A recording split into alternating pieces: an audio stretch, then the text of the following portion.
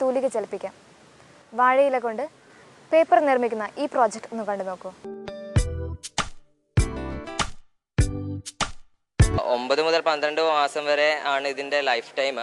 അത് കഴിഞ്ഞാൽ വേസ്റ്റായി പോകുന്ന ബനാന സ്റ്റാക്കിൽ നിന്നും പേപ്പറുകൾ നിർമ്മിക്കാമെന്നാണ് നമ്മൾ കണ്ടെത്തിയത്. ഇതിൻ്റെ പ്രൊസീജിയർ എന്ന് പറഞ്ഞാൽ ആദ്യം നമ്മൾ വാഴയുടെ കടയാണ് ഇതിനു വേണ്ടി ഉപയോഗിക്കുന്നത്. 1 ഇഞ്ചിൽ താഴെ കട്ട് ചെയ്തെടുക്കുന്നു. എന്നിട്ട് അതിനെ ബോയിൽ ചെയ്യുന്നു. 1 മണിക്കൂർ ബോയിൽ ചെയ്യുന്നു. 1 മണിക്കൂർ ബോയിൽ ചെയ്ത് കഴിഞ്ഞാൽ കഷ്ണങ്ങളെ നമ്മൾ അരച്ചെടുക്കുകയാണ് ചെയ്യുന്നത്. അരയ്ക്കുന്ന സമയത്ത് നമുക്ക് ആവശ്യമുള്ള നിറങ്ങൾ ചേർക്കാം. അങ്ങനെ നിറങ്ങൾ ചേർത്താണ് ഇവിടെ കാണുന്നത്. പിന്നെ ഇത് അരച്ചെടുത്ത് ഇതിനെ നമ്മൾ ഒരു തുണിയിൽ പരത്തുകയാണ് ചെയ്യുന്നത്. പരത്തി കഴിഞ്ഞാൽ അതിനെ 2 ബോർഡുകൾ ഉപയോഗിച്ച് പ്രസ് ചെയ്യുമ്പോൾ അത് ലെവലായി നിൽക്കുകയാണ് ചെയ്യുന്നത്. നമ്മൾ വെയിലത്ത് ഉണക്കാൻ വെക്കുകയാണെങ്കിൽ നല്ല വെയിലുണ്ടെങ്കിൽ ഒരൊറ്റ ദിവസം കൊണ്ട് ഇത് ഉണങ്ങി കിട്ടും. അത് കഴിഞ്ഞ് ഉണങ്ങിയ പേപ്പറിനെ നമ്മൾ ഈ തുണിയിൽ നിന്ന് പീൽ ചെയ്തെടുക്കുകയാണ് ചെയ്യുന്നത്. ട്രഡീഷണൽ പൾപ്പ് പേപ്പറുമായിട്ട് കമ്പയർ ചെയ്യുമ്പോൾ ഇതിന് ഒരുപാട് അഡ്വാൻറ്റേജസ് ഉണ്ട്. അതായത് ഇതിൻ്റെ ബനാന എന്ന് പറയുന്നത് അതിൽ 92% വെള്ളമാണ്. അതുകൊണ്ട് തന്നെ വാട്ടർ യൂസേജ് വളരെ ലോ ഇതിൽ വരുന്നുള്ളൂ ഇതിൻ്റെ പ്രിപ്പറേഷനിൽ. അതേപോലെ തന്നെ നമ്മൾ ഹാൻഡ് മെയ്ഡ് പേപ്പർ ഉണ്ടാക്കുമ്പോൾ തന്നെ ഇത്ര അധികം വൈറ്റ് കിട്ടുന്നുണ്ട്. അതുകൊണ്ട് തന്നെ ഇത് ബ്ലീച്ച് ചെയ്യേണ്ട ആവശ്യകത വളരെ കുറച്ച് മാത്രമേ വരുന്നുള്ളൂ. അപ്പോൾ കെമിക്കൽ യൂസേജും വളരെ കുറവേ വരുന്നുള്ളൂ. അതും ഒരു എടുത്തു പറയേണ്ട അഡ്വാൻറ്റേജ് ആണ്. അതേപോലെ തന്നെ ഇതിൽ എഫ്ലുവൻസ് ഒന്നും നമ്മുടെ എൻവയോൺമെൻറ്റിലേക്ക് ഡിസ്ചാർജ് ചെയ്യപ്പെടുന്നില്ല. അതുകൊണ്ട് ഇത് 100% എക്കോ ഫ്രണ്ട്ലി ആയിട്ടുള്ള ഒരു പേപ്പറാണ്. അതുപോലെ ഇതിന് കോസ്റ്റ് വളരെ ചെറിയ കോസ്റ്റ് വരും as compare to traditional paper industry. അതുകൊണ്ട് തന്നെ ഹൈലി സസ്റ്റൈനബിൾ ആണ്. പോരാത്തതിന് ഇതിന് ബൈ പ്രൊഡക്ട്സ് ആയിട്ട് കിട്ടുന്നത് വെറും വാട്ടർ മാത്രമാണ്. അത് പിന്നെയും പ്ലാന്റേഷൻസിലേക്ക് നമ്മൾ കൊടുക്കുകയാണെങ്കിൽ അതിൽ കൃഷി നമുക്ക് ഒന്നുകൂടി നന്നാക്കി എടുക്കാൻ പറ്റും. അതുപോലെ തന്നെ ഇതിൻ്റെ റിയൽ ലൈഫ് ആപ്ലിക്കേഷൻസ് ഇവിടെ തന്നെയുണ്ട്. ഇത് ആർട്ടിസ്റ്റിക് പർപ്പസിന് യൂസ് ചെയ്യാൻ പറ്റും. അതുപോലെ തന്നെ ബുക്സ് നമുക്ക് വേണമെങ്കിൽ ഉണ്ടാക്കാം. പ്ലേറ്റ്സ്, അതേപോലെ ക്രാഫ്റ്റ് പ്രോസസ്സ്, അങ്ങനെ ഒരുപാട് ഗ്രീറ്റിങ്സ്, അങ്ങനെ എല്ലാ ഇതിനും പറ്റുന്നതാണ്. സാധാരണ ഇങ്കിനോട് തന്നെ ഇതിൽ എഴുതാവുന്നതാണ്. അടുത്തതായിട്ട് നമ്മൾ കാണാൻ പോകുന്നത് ഒരു ഇലക്ട്രോണിക്സ് വർക്കിംഗ് മോഡലാണ്, മൊബൈൽ റിമോട്ട്. എന്താ പേര്? എൻ്റെ പേര് തോബിത്ത്. ഞങ്ങൾ വടശ്ശേരിക്കര TTTM VHS നിന്ന് വരുന്നു. പേര്? എൻ്റെ പേര് വിവേക്. നമ്മൾ ഇൻപുട്ടായിട്ട് കൊടുക്കുന്ന ഒരു ഫോണാണ് ഒരു ഇൻപുട്ടായിട്ട് കൊടുക്കുന്നത്. അതിൻ്റെ നമ്മൾ ട്രാൻസ്ഫോം ചെയ്തിട്ട് നമ്മൾ ഒരു IC-ലേക്ക് കൊടുക്കുന്നു. IC-ലേക്ക് നമ്മൾ വേറൊരു IC-ലേക്ക് കണക്ട് ചെയ്യുന്നു. അത് ടൈമിംഗ് IC ആയിട്ട് വെച്ചിരിക്കുന്നു. അതിനാണ് നമ്മൾ റിലേ ആണ് യൂസ് ചെയ്യാറുള്ളത്. ഇത് ഹൈ പവർ റിലേ യൂസ് ചെയ്യാൻ വേണ്ടിയാണ് ഈ ഹൈ പവർ റിലേ കൊടുത്തിരിക്കുന്നത്. അതുപോലെ ലോ പവർ യൂസ് ചെയ്യാൻ വേണ്ടിയാണ് ഒരു കൊച്ചായിട്ട് നമ്മൾ റിലേ കണക്ട് ചെയ്തിട്ടുണ്ട്.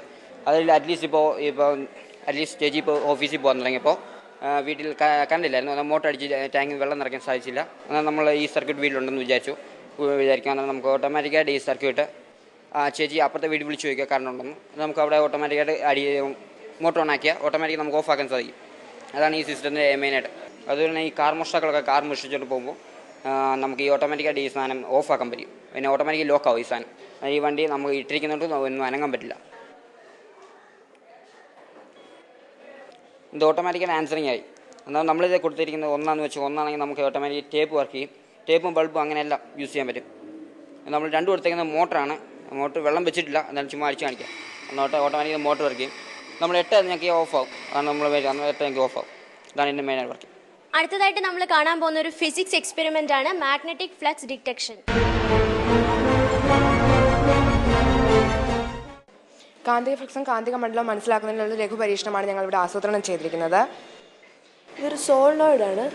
ഈ സോളിനോയിഡിലേക്ക് വൈദ്യുതി കടത്തിവിടുമ്പോൾ സോളിനോയിഡ് കാന്തമായി മാറുന്ന തത്വമാണ് ഇവിടെ ആവിഷ്കരിച്ചിരിക്കുന്നത്. ഇത് മാഗ്നറ്റൈസ് ചെയ്തിരിക്കുന്ന ഒരു ബ്ലേഡാണ്. ഇതിനെ എങ്ങനെ മാഗ്നറ്റൈസ് ചെയ്തു എന്ന് ചോദിച്ചാൽ ഇതിനെ ഒരു കാന്തത്തിൽ നോർത്ത് ടു സൗത്ത് ഡയറക്ഷൻ ഒരേ രീതിയിൽ ഇങ്ങനെ ഉരച്ചാണ് ഇതിനെ മാഗ്നറ്റൈസ് ചെയ്തിരിക്കുന്നത്. ഇതിൻ്റെ ഈ ചുമന്ന പെയിൻ്റ് അടിച്ചിരിക്കുന്ന ഭാഗം എല്ലായ്പ്പോഴും നോർത്തിനെയാണ് റെപ്രസെൻറ്റ് ചെയ്യുന്നത്. പിന്നെ ഇതൊരു ചെരുപ്പിൻ്റെ ഭാഗമാണ്. ഇതിൽ നമ്മളൊരു മൊട്ടുസൂചി ഘടിപ്പിച്ചിരിക്കുന്നു.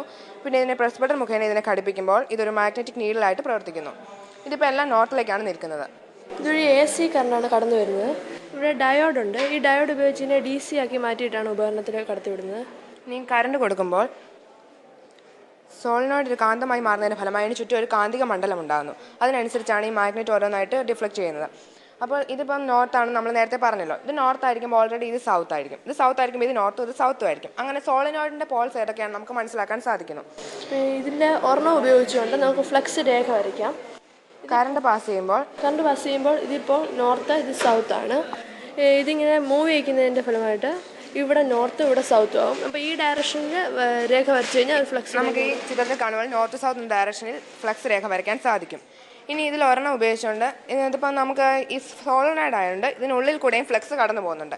ഏറ്റവും കൂടുതൽ ഫ്ലക്സ് ഉണ്ടാകുന്നതിനുള്ളിലായിരിക്കും. ഒരെണ്ണം വെച്ചിട്ട് നമ്മൾ കറണ്ട് പാസ് ചെയ്യുകയാണെങ്കിൽ ഏറ്റവും കൂടുതൽ അതിനുള്ളിലായിരിക്കും മാഗ്നറ്റ് ഏറ്റവും കൂടുതൽ ചലിക്കുന്നത്. അതിന് നമുക്ക് മനസ്സിലാക്കാൻ സാധിക്കും ഇതിനുള്ളിലും ഫ്ലക്സ് ഉണ്ടാകുന്നുണ്ടെന്ന്. ഇങ്ങനെ വളരെ ചിലവ് കുറഞ്ഞ രീതിയിലാണ് ഞങ്ങൾ ഈ പരീക്ഷണം ഇവിടെ ആസൂത്രണം ചെയ്തിരിക്കുന്നത്. ഇതൊരു മാഗ്നറ്റിക് നീഡിലായിട്ടാണ് പ്രവർത്തിക്കുന്നതെന്ന് പറഞ്ഞു.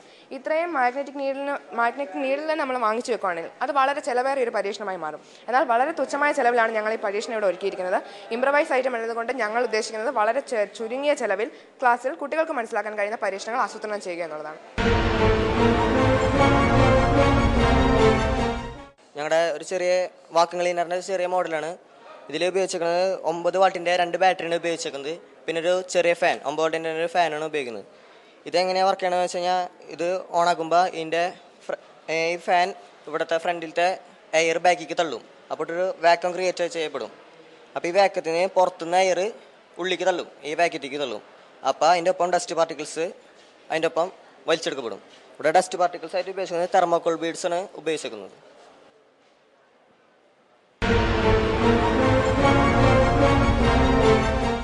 സാധാരണ നമ്മൾ വീടുകളിലൊക്കെ അരയ്ക്കാനും പൊടിക്കാനും ഒക്കെ മിക്സിയാണ് ഉപയോഗിക്കാറ്. അതേസമയം വലിയ വലിയ കറി പൗഡർ കമ്പനികളിലൊക്കെ വരുമ്പോൾ ഇതിന് സെപ്പറേറ്റ് ചെയ്ത് ഓരോ സെക്ഷനായിട്ടായിരിക്കും ചെയ്തിരിക്കുക. ഒപ്പം തന്നെ ഇത് ക്യാരി ചെയ്യാനായിട്ട് കൺവേ ബെൽറ്റ്സും ഒക്കെ കാണും. അതുപോലെ തന്നെ ഇവിടെ വെജിറ്റബിൾസ് ഒക്കെ കട്ട് ചെയ്യുന്ന ഒരു ചെറിയ പ്ലാന്റ് ആണ് ഇവിടെ കാണിച്ചിരിക്കുന്നത്. ഞങ്ങളുടെ ഉദ്ദേശം എന്താണെന്ന് വെച്ചാൽ ഒരു ഓട്ടോമാറ്റിക് മിക്സിംഗ് യൂണിറ്റ് എന്നൊരു ഐറ്റമാണ്. ഇതിൻ്റെ ഉള്ളിൽ മോട്ടറാണ് ഉപയോഗിച്ചിരിക്കുന്നത്. ഇതിൻ്റെ മോട്ടറിൻ്റെ സ്പീഡ് വളരെ കൂടുതലായ കാരണം നമ്മൾ പുള്ളീസ് ഉപയോഗിച്ചിട്ടുണ്ട്. ഇവിടെ ചെറിയ പുള്ളിയും ഇവിടെ വലിയ പുള്ളിയാണ് ഉപയോഗിക്കുന്നത്. അപ്പോൾ ഇതിൻ്റെ സ്പീഡിൻ്റെ പകുതിയെ ഇവിടെ വരുള്ളൂ. അതുപോലെ തന്നെ ഇവിടെയും ചെറുതും ഇവിടെ വരുന്നത്. അപ്പോൾ ഇതിൻ്റെ പകുതി സ്പീഡ് ഇതിൻ്റെ ഉള്ളിലേക്ക് വരുന്നുള്ളൂ. ഇതിനുള്ളിൽ ഉപയോഗിച്ചതെന്ന് വെച്ചാൽ സ്റ്റെയിൻലെസ് ബ്ലേഡാണ്. അതും മിക്സ് ചെയ്ത് എടുത്തതാണ്. ഞങ്ങൾ ആ ബ്ലേഡ് ഉപയോഗിച്ച് ഇവിടെ വല്ല പച്ചക്കറി ഐറ്റംസ് വെച്ച് കൊടുത്തു കഴിഞ്ഞാൽ ബ്ലേഡ് കൂടെ കട്ട് ചെയ്തിട്ട് ഇവിടെ വന്ന് വീഴും. ഇവിടെ വന്നു വഴി ഈ ബെൽറ്റ് വഴി ഇത് കളക്ട് ചെയ്ത് ഇവിടെ വന്നിട്ട് ഈ എലിവേറ്റർ വഴി കളക്ട് ചെയ്ത് മിക്സറിലേക്ക് വന്ന് വീഴും. എന്നിട്ട് ഇവിടെ കിടന്ന് മിക്സ് ചെയ്യും. പിന്നെ അതിൽ വല്ല മസാല അങ്ങനെ പൊടികൾ എന്തെങ്കിലും ഇട്ട് കൊടുക്കണമെങ്കിൽ ഇതിലിട്ട് കൊടുത്താൽ അതും അതിലേക്ക് ഇട്ടിട്ട് മിക്സ് ചെയ്ത് കിട്ടും. നോക്കാം.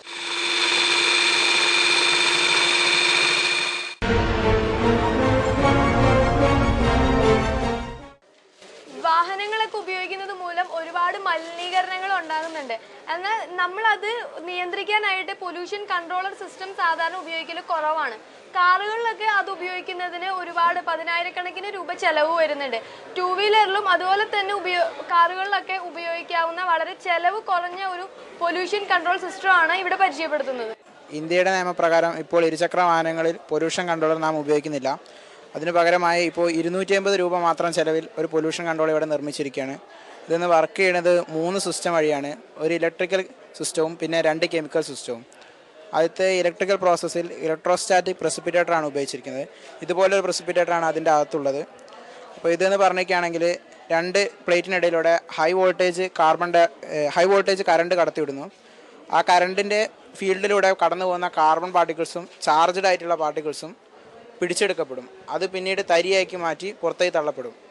രണ്ടാമത്തേതെന്ന് പറഞ്ഞിരിക്കുകയാണെങ്കിൽ ഇതിൻ്റെ നടുഭാഗത്തുള്ളതാണ്. ഇവിടെ എന്ന് പറഞ്ഞിരിക്കുകയാണെങ്കിൽ സോഡിയം ഹൈഡ്രോക്സൈഡാണ് ഉപയോഗിച്ചത്. അത് കാർബൺ ഡയോക്സൈഡും കാർബൺ മോണോക്സൈഡുമായി റിയാക്ഷൻ നടത്തിയിട്ട് സോഡിയം ഫോർമേറ്റും സോഡിയം ബൈകാർബണേറ്റും ഉണ്ടാവും.